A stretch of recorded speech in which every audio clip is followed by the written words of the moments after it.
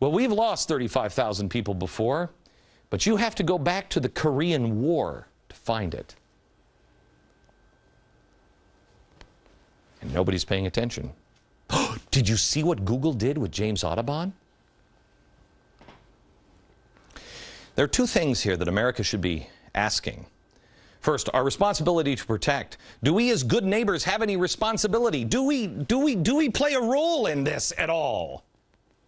We funded and created the Zetas, just like we did in the Middle East with Al-Qaeda. Hello? They're literally in our backyard, and they are burying bodies while our kids are playing in the backyard. And I mean that literally. And what are we doing? We're neighbors. They're burying bodies, kidnapping, killing. Our kids are over here, and we're arguing about whether or not we should put a fence between us. The second thing is, what is our administration doing about this? Is our DOJ on this? Are they beefing up security on our borders? Are they cracking down on illegal immigrants? Are they looking for the Zetas in the 230-plus cities? No. No. God forbid somebody has the audacity to ask for papers. Because if you ask for papers, you're clearly a racist who just hates everybody who's different than you. Oh, my gosh, are we going to be remembered as a suicidal nation? Just this week, the president spoke glowingly of illegals who cross into America via the Rio Grande and compared those who came the right way through Ellis Island. Watch our president at work. You live up to the idea that no matter what you look like or where you come from, whether you landed here, your ancestors landed here on Ellis Island, or they came here on a slave ship, or they just came over the Rio Grande, that we are all connected to one another, and we all rise and fall together. If you just came over the Rio Grande, you are the same as somebody who came over in a slave ship. Wow! Mr. President, it does matter how you got here. One group came over to America legally. The other group, illegally. One broke the law, one did not. It's not the same, Mr. President. We are all humans and we are all people, but we are all not Americans. Congressman Luis Gutierrez from Illinois, he's urging the president to just bypass the system. Well, why not? We practically destroyed it. He said, use your executive power or else, Mr. President, Latinos will not vote for you. Watch. If the Congress will not act, then use the powers you already have.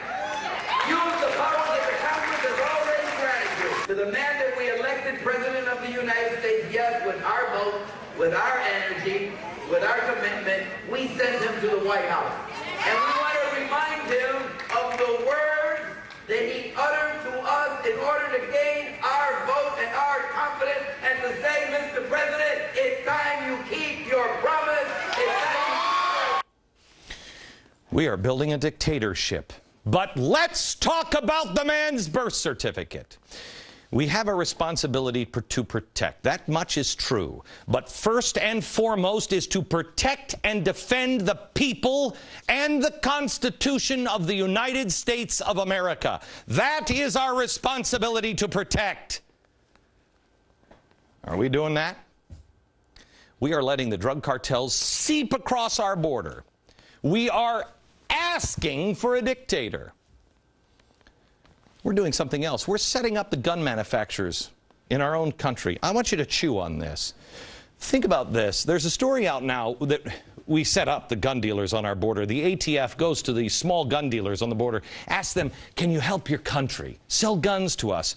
And what we're going to do is we're going to give them to nefarious people and track them across the border. Then the government does a study and finds out guns are going across the border with nefarious people, and they're being used to kill people with. Now the ATF won't respond to Congress on why this happened. So let's see if we have this right. We sold out our gun dealers. Then I read this little Cass Sunstein story. The ends justify the means. Why not help guns across the border? Then report how many guns were used in illegal activity. And then, mark my words, not come to defend the lawsuits against the gun manufacturers here in the United States, because that's what's happening. Mexico is considering now suing the gun manufacturers. They're going to put them out of business. If you can't change the Constitution, destroy it. Go around it. What was Mr. Guterres? What did he just say? Doesn't it make more sense to sue America for not protecting the borders and stopping that? I mean, they have much deeper pockets. They're more involved than the gun manufacturers. It's a way to put gun manufacturers out of business without our government having to change a word in the Constitution. Oh, lawsuits are good, aren't they, Mr. Obama? This administration is using the border to take out our enemies and to feed off the chaos and trouble. I'm going to show you something next that, for the life of me, for the whole time I've done this show, I could explain a lot of things. I can't explain this. This comes from the State Department. We've been on the phone with them all day. I don't have the answer. I think it ties into the border, but you're going to have to decide. I don't have an answer to the new way you have to fill out. Possibly some people, they won't identify, some people will have to fill this questionnaire out to get a passport. Watch next. How's that? All right, we showed you just a couple of minutes ago what our administration is doing on the border. It makes no sense, right? We're just ignoring it. The next story I'm about to show you makes even less sense. Reason.com linked to a story yesterday from a website called consumertraveler.com. And this report is baffling. I saw it last night about 8 o'clock last night. And I said, can somebody verify any of this, please? It's baffling to say the least. There's a new supplemental application that you may have to fill out in order to get a passport. And here's the easy application. It's so easy. This one is 2 pages. The new one is 5. It may make things a little harder for you to get a passport or easier for the government to deny a passport. After becoming aware of the new questionnaire through the governmental website federalregister.gov, anytime the government issues news paperwork, they have to go through the OMB, okay? The Office of Budget Management, and they have to estimate things like, here it is, estimated burden on this. Well, these guys found this, and Edward Hasbrook, he's at consumertraveler.com, he went to obtain the actual new questionnaire. We have it right here on the boards behind me, but here's what they found. Quote, the U.S. Department of State is proposing a new biographical questionnaire for some passport applicants. The proposed form DS5513 asks for all addresses since birth, lifetime employment history, including employers and supervisors, names, addresses, and telephone numbers, personal details of all siblings, mother's address 1 year prior to your birth, any religious ceremony around the time of your birth, and a variety of other information. According to the proposed form, failure to provide the information requested may result in the denial of your U.S. passport application. OMB says it's going to take about 45 minutes to fill it out. I challenge you. You cannot fill this out in a day.